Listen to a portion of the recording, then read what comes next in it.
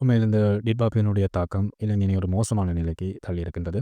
ஆரம்பத்தில் இந்த டிட்வா புயல் உருவாகிற இந்த வார்த்தை எவ்வளவு பெரிய ஒரு தாக்கத்தை ஏற்படுத்தப் போகின்றது என்பதனை மக்கள் அறிந்திருக்கவில்லை.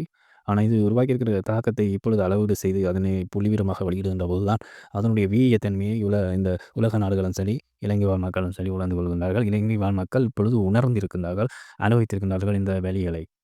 டிட்வாவினுடைய திட்டம் மிகவும் சிறப்பான முறையில இலங்கையில மேற்கொள்ளப்பட்டிருந்தது. குறிப்பாக டிட்வா புயல் நகர்ந்து வருகின்ற பகுதியில அதிக அளவு கனமழையை கொட்டி தீர்த்து இலங்கை நாடு முழுவதினையும் இப்பொழுது சிதைவுக்குள்ளாக்கியிருக்கிறது.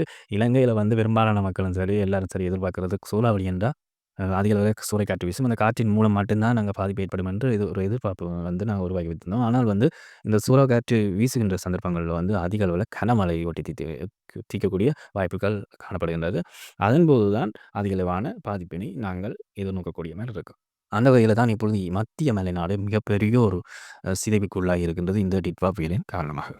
மலையகத்தில அதிகப்படியான உயிரிழப்புகள் அங்க பதிவாகியிருக்கிறதோட, அங்க 100க்கும் மேற்பட்ட மக்கள் காணவில்லை என்ற தகவல்களும் இப்பொழுது வெளியாகி இருக்கிறது. அதேபோல வீடுகளும் முற்றுமுழுதாக சேதமடைந்திருக்கிறது அந்த மத்திய மலைநாட்டு பகுதியில. இப்படியான ஒரு பகுதியில தான் இப்பொழுது மீட்பு நடவடிக்கைகளும் மிகவும் சிரமமான ஒரு விடயமாக மாறியிருக்கிறது. குறிப்பாக இந்த பகுதிகள்ல மீட்பு நடவடிக்கைகள மேற்கொள்கின்ற போது, அங்கு மேலும் அந்த மண் சரிவுகள் ஏற்படக்கூடிய வாய்ப்புகள் காணப்படுவதால அந்த மீட்பு நடவடிக்கைகள்ல பலதரப்பட்ட இடர்பாடுகள் ஏற்பட்டுள்ளதாக தகவல்கள் வெளியாகி இருக்கிறது. இப்படியான ஒரு சூழல்ல இலங்கையில மிகப்பெரிய ஒரு பொருளாதார ரீதியான அழிவினை இந்த டிட்வா புயல் ஏற்படுத்தி இருக்கின்றது. பொருளாதாரத்தை மீண்டும் கட்டியெழுப்புவதற்கு 10 மில்லியனுக்கு மேற்பட்ட பணம் செலவாகும் என்று கருதப்படுகின்றது. குறிப்பாக பல்வேறு கட்டமைப்புகள் இலங்கையில செயலிழந்திருக்கின்றது. பல்வேறு பாலங்கள் உடைத்திருக்கின்றது. அணைக்கட்டுகளிலும் பாதிப்புகள் ஏற்பட்டிருக்கின்றது. போக்குவரத்து சார்ந்த பாதிப்புகளும் அதிக அளவில ஏற்பட்டிருக்கின்றது.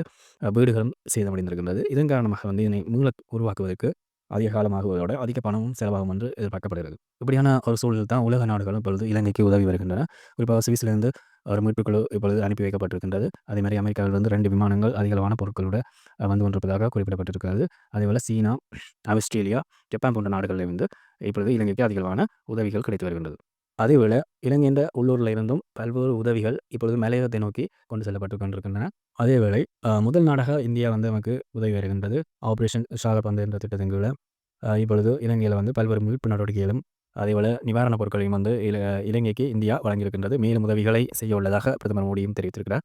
இப்படியான ஒரு இக்கட்டான சூழ்நிலையில மக்களும் பொறுப்புடன் நடந்து கொள்ள வேண்டும். மிகவும் விழிப்புணர்வுடனும் நடந்து கொள்ள வேண்டும். இந்த சமூக மீடியாக்கள்ல தேவையற்ற கருத்துக்களை பதிவிட்டு வருவதையும் தவிர்த்துக் கொள்ளுமாறு கேட்டுக்கொள்ளப்படுகின்றீர்கள்.